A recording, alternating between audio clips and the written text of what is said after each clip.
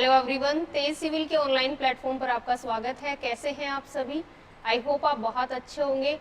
और जो अपनी करंट अफेयर्स की क्लासेस चल रही हैं, जिसमें हम जनवरी से मार्च तक का करंट अफेयर पढ़ रहे हैं, क्या आप साथ साथ रिवाइज कर रहे हैं?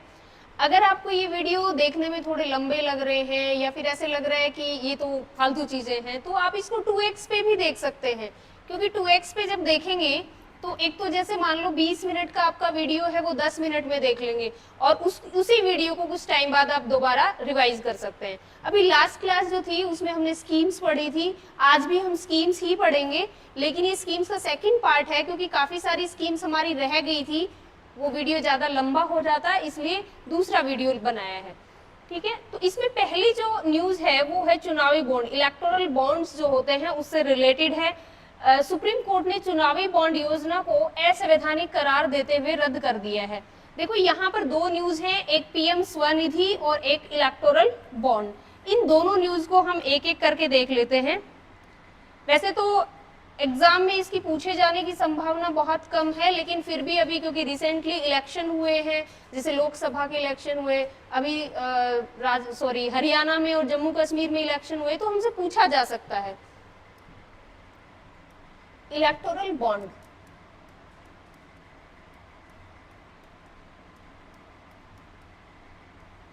सबसे पहले हमें पता हो कि ये होते क्या है।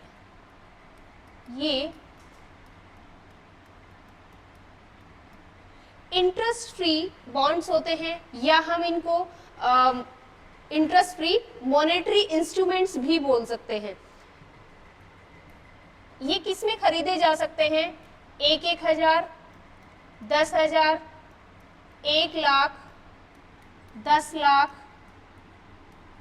या 1 करोड़ के मल्टीपल में खरीदे जा सकते हैं। जैसे मान लो आपको 1,00,000 रुपए डोनेट करने हैं किसी भी पार्टी को, तो आप उसके लिए 1,00,000 का एक बॉन्ड भी खरीद सकते हैं, या आप 10-10 हजार के 10 बॉन्ड खरीद ले, या 1-1 हजार के 100 बॉन्ड खरीद लिए। तो इस तरह से आप खरीद सकते हैं, यानी मल्टीपल इन्हीं का होगा। आप 15,000 के अगर बॉन्ड खरीदना चाहते हैं तो आपको 1-1 हजार के 15 बॉन्ड खरीदने पड़ेंगे।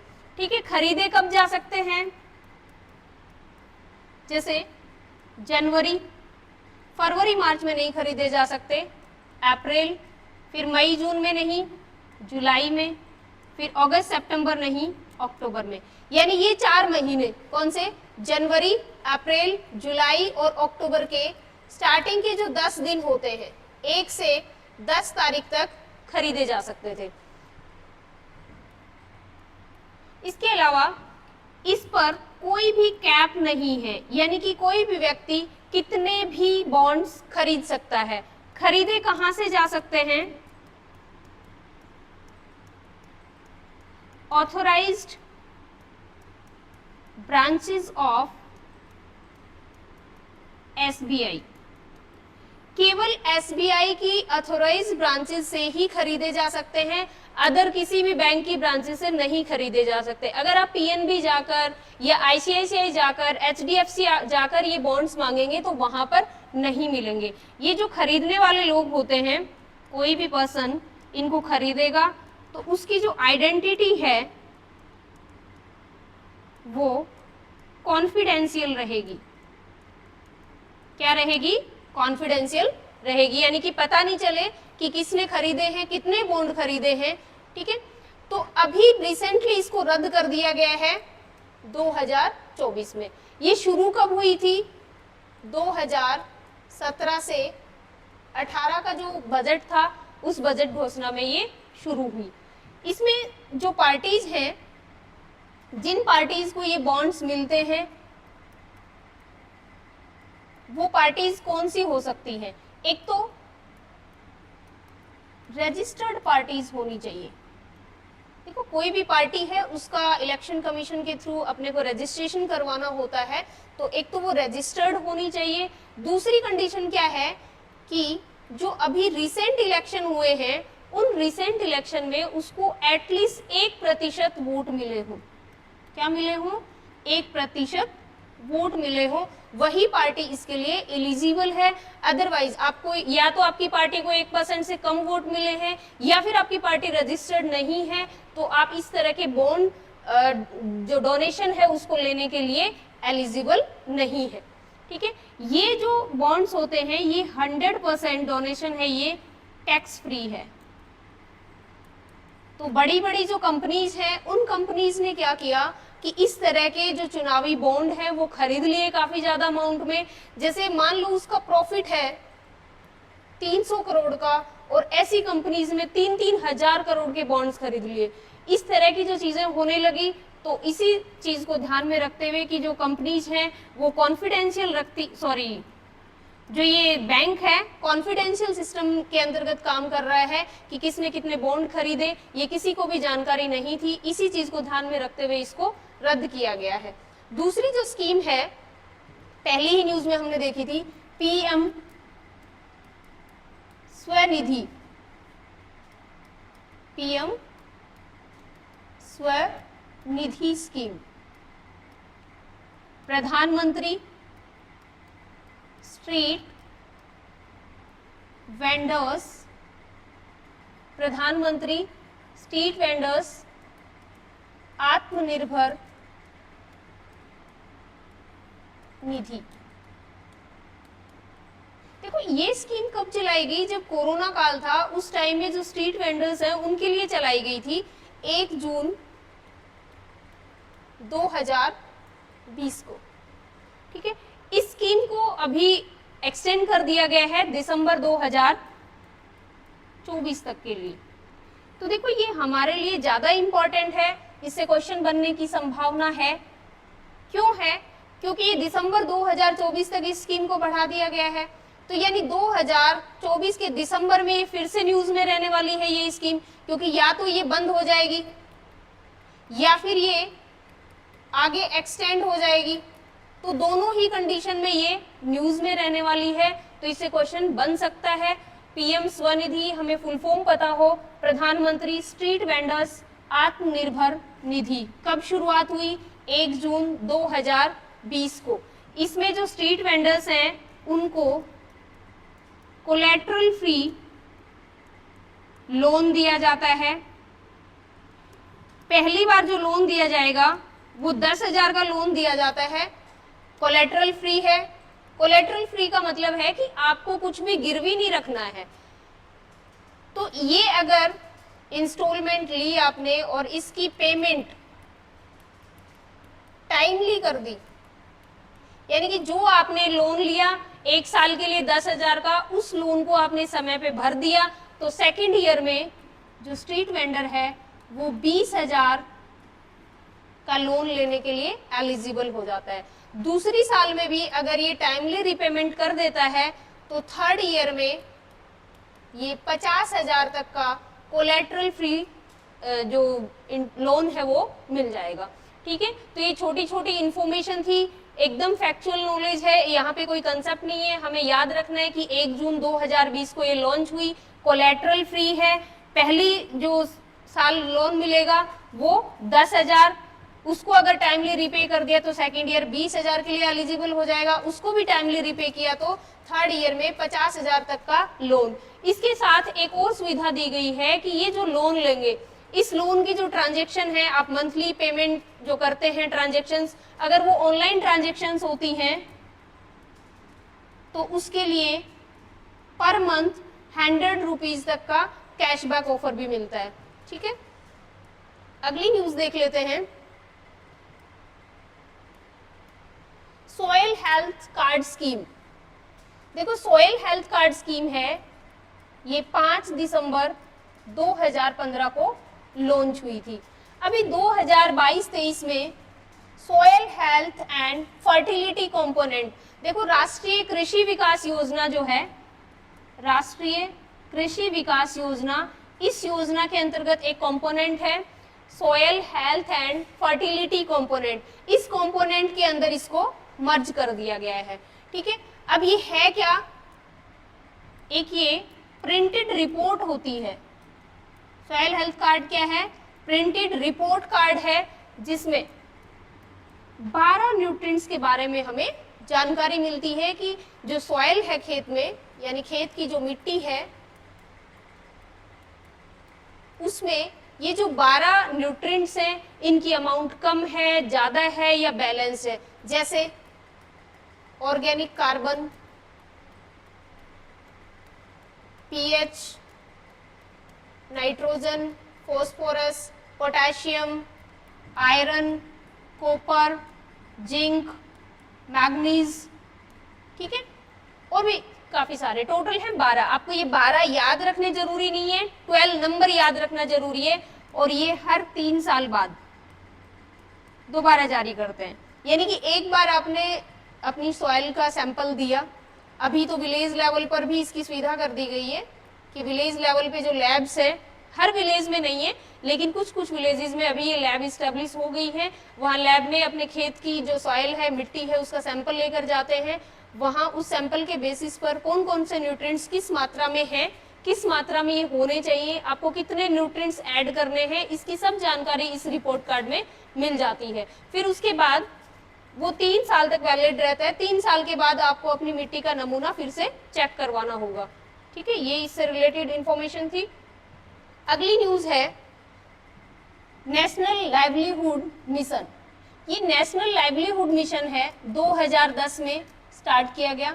2016 में इसका नाम बदलकर डे कर दिया, DNRLM, दीनदयाल अंत्योदय योजना, नेशनल रूरल लाइवलीहुड मिशन। इस मिशन के तहत अभी क्या है कि जो हाउस होल्ड्स हैं, हर हाउस होल्ड से एक व्यक्ति को सेल्फ हेल्प ग्रुप से जोड़ा जाएगा। ये एक व्यक्ति है, इसमें प्रेफरेंस किसको दी जाएगी? महिलाओं को। प्रेफरेंस किसको दी जाएगी? महिलाओं को दी जाएगी, ताकि ये अपना रोजगार है वो बढ़ा सके, ठीक है। ये मिनिस्ट्री है, मिनिस्ट्री ऑफ रूरल डेवलपमेंट। देखो कोई भी मिनिस्ट्री मतलब कोई भी स्कीम है, उस स्कीम की कौन सी मिनिस्ट्री के अंडर आती है। देखो कई बार क्या होता है, पढ़ाते पढ़ाते मैं भी भूल जाती हूँ कि मैंने ये इसकी मिनिस्ट्री नहीं बताई है। तो अगर मैं नहीं बताऊं तो इसका मतलब ये नहीं है कि वो इम्पोर्टेंट नहीं है। आपको खुद से देख लेना है कि कौन सी पर्टिकुलर स्कीम किस मिनिस्ट्री के अंतर्गत आती है, क्योंकि ये बहुत बार पूछा जाने वाला क्वेश्चन है। आपकी सीक्वेंस ये रहनी चाहिए कि कोई भी स्कीम है वो कब लॉन्च हुई, किस मिनिस्ट्री के अंडर में है। अगर मिनिस्ट्री 2 से ज्यादा है तो फिर आप उसको छोड़ सकते हैं, क्योंकि ज्यादा मिनिस्ट्री होती है तब आपसे ये क्वेश्चन नहीं पूछा जाता। फिर उसका एम क्या है, ठीक है। ये 2-3 चीजें आपको हर स्कीम में पता होनी चाहिए। नेक्स्ट है राष्ट्रीय उद्यमिता विकास परियोजना। ये जो है अभी हमने पढ़ा था PM Svanidhi, PM Svanidhi scheme पढ़ी थी कि प्रधानमंत्री जो स्ट्रीट वेंडर्स आत्मनिर्भर निधि है, उसके अंतर्गत जितने भी लाभार्थी हैं उन लाभार्थियों को 22 वीक की ट्रेनिंग दी जाएगी। ये ट्रेनिंग है ऑनलाइन, ऑफलाइन या हाइब्रिड, दोनों तरीके से दी जा सकती है, ठीक है। ऑनलाइन ऑफलाइन अगर दोनों का मिक्सचर चाहिए, जैसे कुछ वीक आपको ऑनलाइन करनी है लेकिन फिर आपका मन करता है कि आपको ऑफलाइन करनी है, तो हाइब्रिड जो सिस्टम है ऑनलाइन ऑफलाइन दोनों भी अवेलेबल है। तो ये आपको देख लेना है। सॉरी, इसमें एक न्यूज और रह गई है, flood management and border area program. ये सेंट्रली स्पॉन्सर्ड है। सेंट्रली स्पॉन्सर्ड का मतलब है कि कुछ हिस्सा इसमें सेंट्रल गवर्नमेंट देती है और कुछ हिस्सा है वो स्टेट गवर्नमेंट इन्वेस्ट करती है। अब इसमें 2 कंपोनेंट्स हैं, इसमें लिखे हुए भी हैं, फ्लड मैनेजमेंट प्रोग्राम और river management and border area program. तो ये जो फ्लड मैनेजमेंट प्रोग्राम है इसमें 60-40 एंड 90-10 का रेशो है। 60-40 नॉर्मल जो स्टेट्स हैं और 90-10 जैसे 90-10 है जो स्पेशल कैटेगरी के स्टेट्स हैं, जैसे हिली एरियाज है, उन स्टेट्स में 90-10 का यानी कि 90% जो इसमें फंडिंग है वो सेंटर करेगा और 10% स्टेट। और नॉर्मल जो स्टेट्स हैं उनमें 60% सेंटर करेगा और 40% स्टेट करेगा। लेकिन जो ये river management border area component है इस स्कीम का, इसके अंदर 100% फंडिंग है वो सेंटर करेगा। ठीक है, ये फैक्ट्स आपको याद रखने हैं। नेक्स्ट है navigate Bharat portal.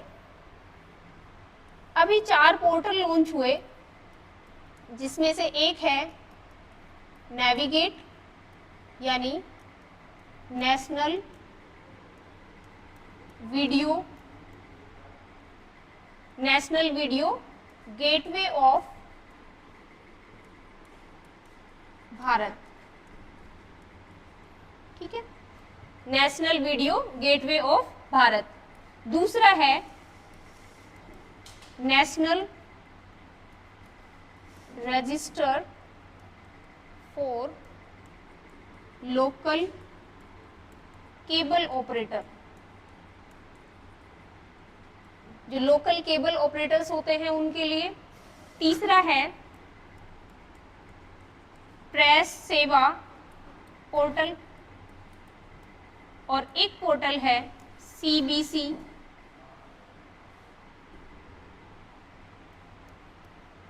Central bureau of communication. ठीक है, ये 4 पोर्टल लॉन्च हुए, उनमें से एक पोर्टल है नेविगेट। तो आपको ये ध्यान होना चाहिए कि ये किस चीज के लिए है, कौन सी मिनिस्ट्री का है, ministry of information and broadcasting. ठीक है, ताकि जो ऑनलाइन हमें वीडियोज हैं या फिर जो प्रेस होती है उसकी अच्छे से हमें क्वालिटी मिले, एक अच्छी क्वालिटी मिले और स्टैंडर्ड है वो उसका इम्प्रूव हो। ठीक है, नेक्स्ट न्यूज है कैबिनेट ने महिलाओं की सुरक्षा पर अम्ब्रेला योजना के क्रियान्वयन के प्रस्ताव को मंजूरी दी। इसकी जो टेन्योर है 2021 से 26 महिला सुरक्षा के लिए। ठीक है, इसकी जो फंडिंग होगी वो फंडिंग होगी निर्भया फंड से, निर्भया फंड से। इसके अलावा एक मिशन है, मिशन शक्ति। ये भी काफी इंपॉर्टेंट है, आपको पता होना चाहिए कि इसके अंतर्गत 2 कंपोनेंट है, एक संबल और एक समर्थ। संबल और समर्थ। देखो यहाँ पर कंफ्यूजन हो जाता है, शक्ति के हमें दोनों कंपोनेंट तो याद हो जाते हैं लेकिन मिक्सअप हो जाते हैं कि संबल कौन सा है और समर्थ कौन सा है। संबल है वो सेफ्टी एंड सिक्योरिटी के लिए है और समर्थ है वो है फीमेल एम्पावरमेंट। फीमेल एम्पावरमेंट जैसे सेल्फ हेल्प ग्रुप्स हैं, उज्ज्वला स्कीम है,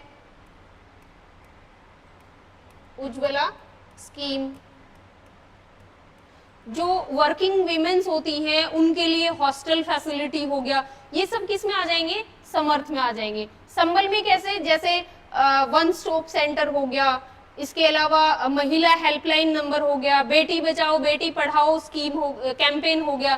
तो ये हमें देखना है कि संबल में कौन सी स्कीम्स आ रही हैं और शक्ति में कौन सी आ रही है।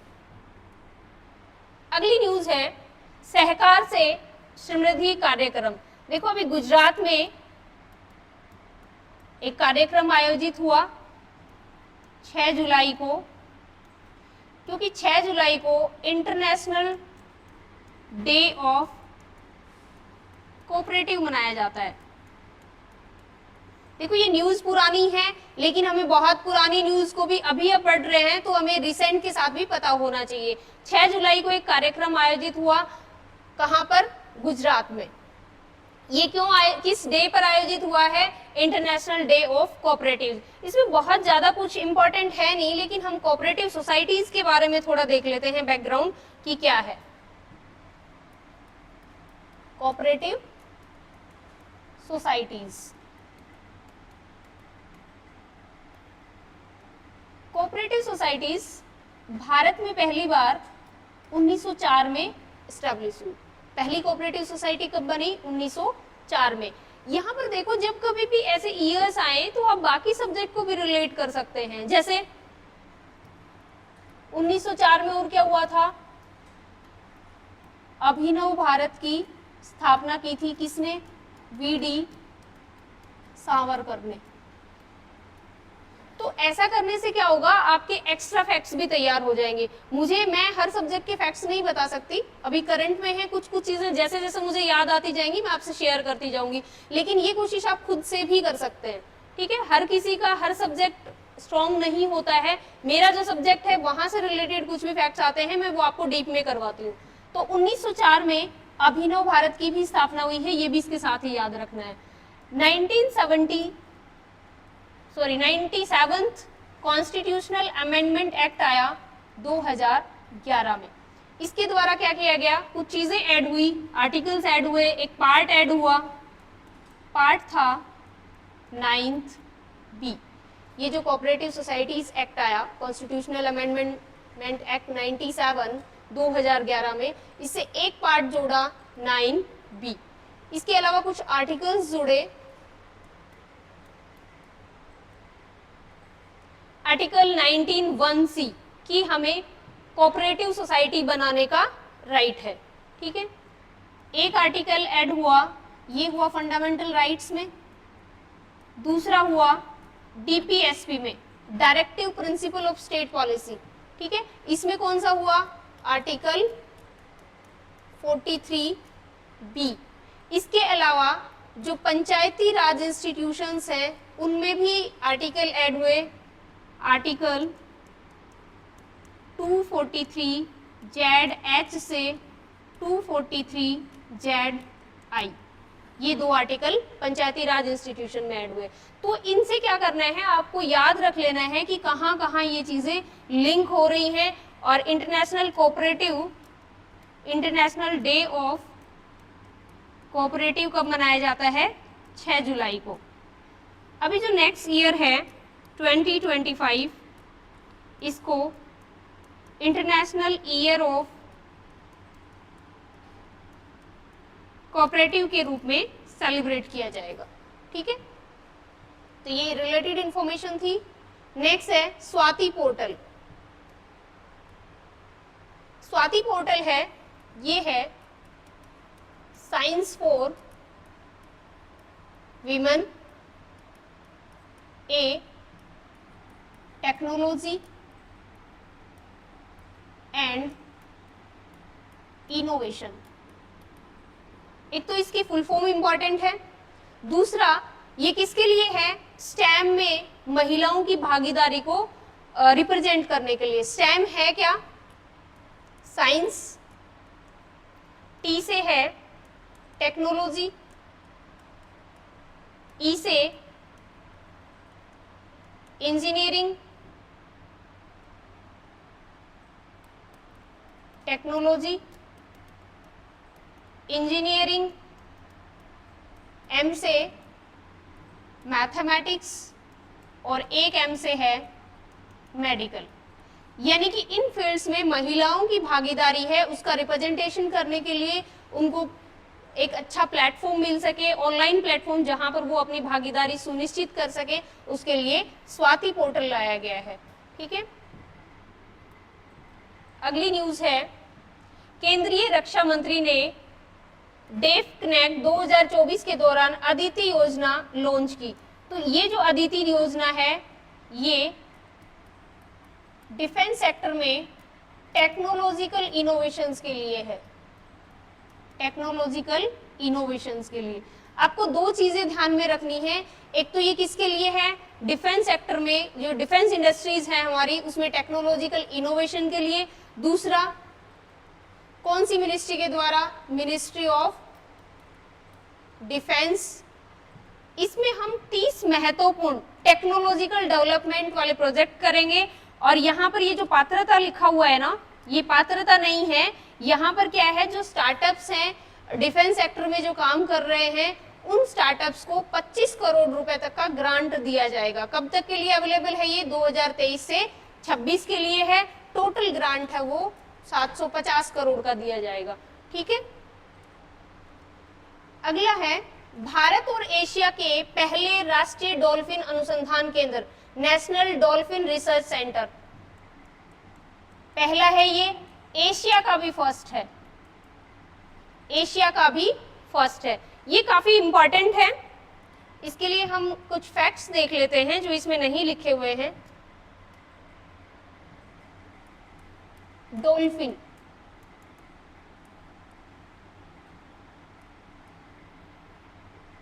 पहला तो ये कहाँ मिलती है, कहाँ मिलती है? गंगा, ब्रह्मपुत्र, मेघना, इन नदियों में मिलती है। अगर देशों की बात करें तो इंडिया, नेपाल और बांग्लादेश। स्टेट वाइज हम बात करें,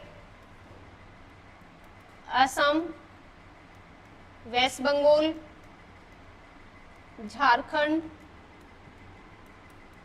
बिहार, यूपी, एमपी और राजस्थान। ठीक है, अभी प्रेजेंस नोट की गई है कि चंबल, यमुना, इन नदियों में भी डॉल्फिन है वो प्रेजेंस उसकी रिकॉर्ड हुई है। ये है कैसी स्पीसीज? इंडेंजर्ड है। ये बहुत इंपॉर्टेंट है, बहुत ज्यादा इंपॉर्टेंट फैक्ट है, आपको पता होना चाहिए। 3 स्टार आप इस पर लगा सकते हैं कि डॉल्फिन है वो इंडेंजर्ड स्पीसी है। वाइल्ड लाइफ प्रोटेक्शन एक्ट 1972 के अंदर ये शेड्यूल 1 में है। साइट्स के भी अपेंडिक्स 1 में शामिल है। ठीक है, इसको सूसू के नाम से भी जाना जाता है। क्यों? क्योंकि ये सांस जब लेती है तो इस तरह की साउंड क्रिएट होती है, इस वजह से इसको सूसू भी बोला जाता है। ये ब्लाइंड होती है, तो फिर ये हंटिंग कैसे करती है? ये हंट्स करती है अल्ट्रासोनिक वेव्स से। अल्ट्रासोनिक जो साउंड वेव्स होती हैं उनको सुनकर ये हंट करती है। ये ओनली फ्रेश वाटर में मिलती है, only fresh water. Deep water में रहती है, लेकिन इसकी एक और खासियत है कि ये जब डीप वाटर यानी जब ये पानी के अंदर होती है तो सांस नहीं ले पाती। इसके लिए हर 30 से 120 सेकंड के बाद ये सरफेस पर आती है और सांस लेती है। ठीक है, उसके बाद वापस डीप वाटर में चली जाती है। तो ये इसकी खासियत है। आप हो सकता है कोई स्टेटमेंट दे दे और उसमें ये लिखा हुआ हो कि ये डीप वाटर को प्रेफर करती है, ओनली फ्रेश वाटर में मिलती है। इससे एक बात हमें ये भी पता चलती है कि ओनली फ्रेश वाटर में मिलती है। इट मीन्स अगर इसकी पॉपुलेशन बढ़ती है, यानी डॉल्फिन की पॉपुलेशन बढ़ रही है, इसका मतलब हमारा रिवर सिस्टम है वो इम्प्रूव हो रहा है, वो प्योर हो रहा है। ठीक है, इसके लिए प्रोटेक्शन के लिए क्या कर रहा है इंडिया? कुछ किया भी है या नहीं? प्रोजेक्ट टाइगर की तर्ज पर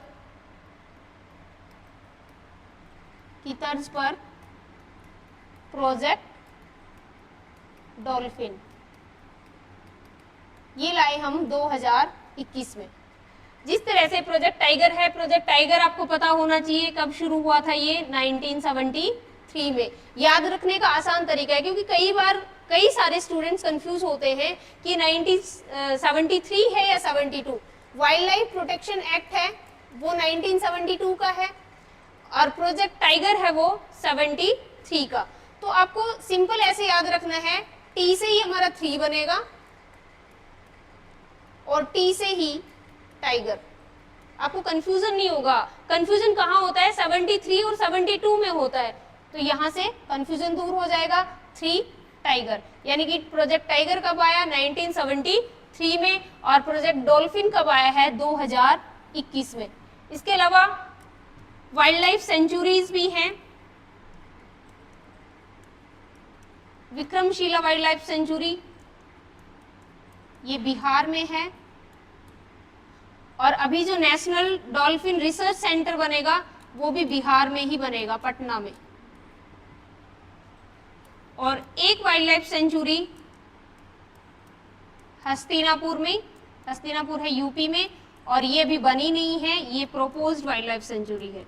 किसके लिए? डॉल्फिन के लिए। ठीक है, तो ये इसके प्रोटेक्शन से रिलेटेड कुछ प्रावधान थे। डॉल्फिन से जितने भी रिलेटेड फैक्ट्स थे हमने देख लिए थे। एक फैक्ट आई थिंक छूट गया था, मुझे लग रहा है कि जो डॉल्फिन है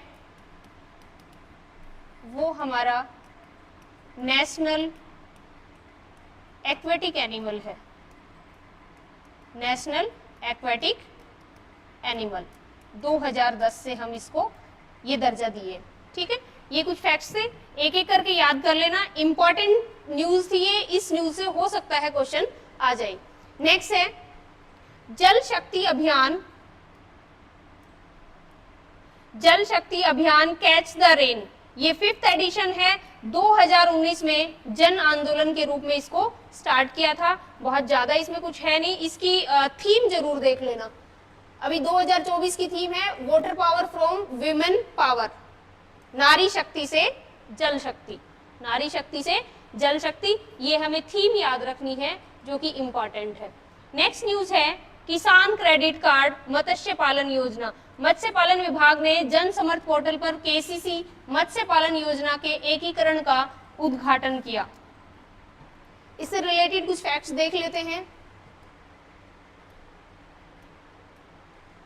केसीसी यानी किसान क्रेडिट कार्ड, सबसे पहले ये 1998 में आरवी गुप्ता कमेटी की सिफारिशों से लागू हुआ।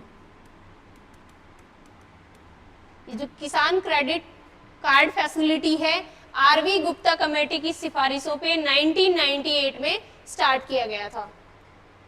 2018-19 में एनिमल हस्बेंड्री,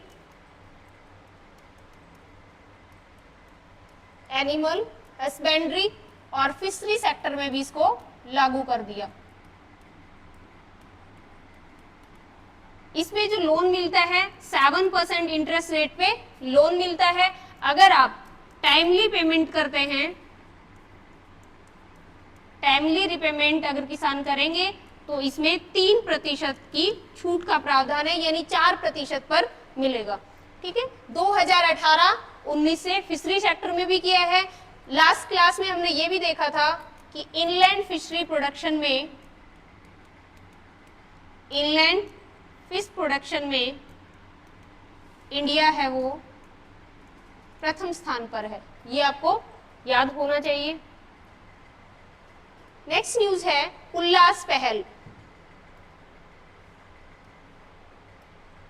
उल्लास पहल है, ये शिक्षा और साक्षरता को बढ़ावा देने के लिए है, यानी एजुकेशन एंड लिटरेसी के लिए। एज कौन सी है इसमें? 15 साल या उससे अधिक वाले वे लोग शामिल होंगे जो स्कूली शिक्षा से जुड़े हुए नहीं हैं, और इनको जो पढ़ाने वाले लोग हैं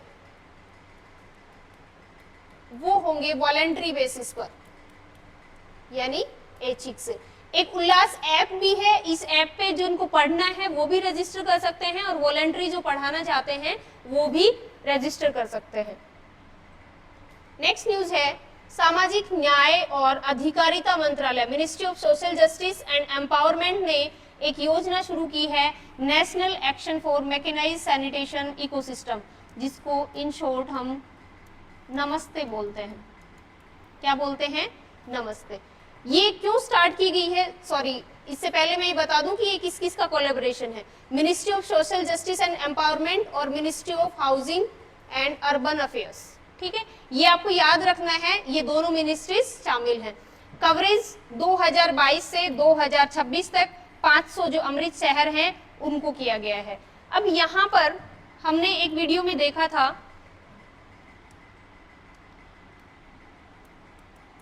होमोशेप एटम। अगर आपने लास्ट वीडियोस ढंग से देखे हैं तो आपको याद आएगा होमोशेप एटम ये सोलिना स्टार्टअप है, आईआईटी मद्रास का। इसने ये एक रोबोट बनाया है। होमोसेप क्या है? रोबोट। होमोसेप एटम एक रोबोट है। जो मैनुअल स्क्वेंजिंग पहले होती थी उसको कौन करेगा? अब ये रोबोट करेगा। ये भारत का पहला ऐसा रोबोट है। मैनुअल स्क्वेंजिंग यानी जो मेन होल्स होते हैं हमारे सीवरेज के, जो नाले होते हैं, उनमें क्या होता है, कुछ पर्सन क्या करते हैं, उसके अंदर जाते हैं मैनुअली और फिर उसकी सफाई करते हैं। ठीक है, तो इसमें कैजुअलिटी है वो बहुत ज्यादा हो जाती है। तो इस कैजुअलिटी को जीरो करने के लिए हम एक स्कीम लेकर आए हैं, नमस्ते। ठीक है, तो इससे रिलेटेड न्यूज, अगर मान लो मेंस में इस तरह का क्वेश्चन आ जाता है तो हमें चीजों को लिंक करना पड़ता है कि हम जैसे नमस्ते स्कीम बता रहे हैं कि कौन सी मिनिस्ट्री ने इसको लॉन्च करी, इसका उद्देश्य क्या है। तो जब हम सम अप करते हैं, कंक्लूजन लिखते हैं, तो उसमें इस तरह के एग्जाम्पल हम डाल सकते हैं कि रिसेंटली हमने इस तरह का एक इनोवेशन किया है कि जो होमोसेप एटम है भारत का पहला ऐसा रोबोट है जो इन मेन होल्स को साफ कर सकता है। ठीक है, तो ये आज की स्कीम्स थी। अब जो नेक्स्ट क्लास आएगी उस क्लास में हम राजस्थान की स्कीम्स को पढ़ेंगे। तब तक के लिए आपको रिवाइज करते रहना है। जो वीडियो बाकी के आपने नहीं देखे हैं तो उनको देख लेना। 2-4 वीडियो और बचे हैं, उसके बाद हमारा जनवरी से मार्च का करंट अफेयर्स खत्म हो जाएगा, फिर हम अप्रैल से जून तक का करेंगे। ठीक है, थैंक यू।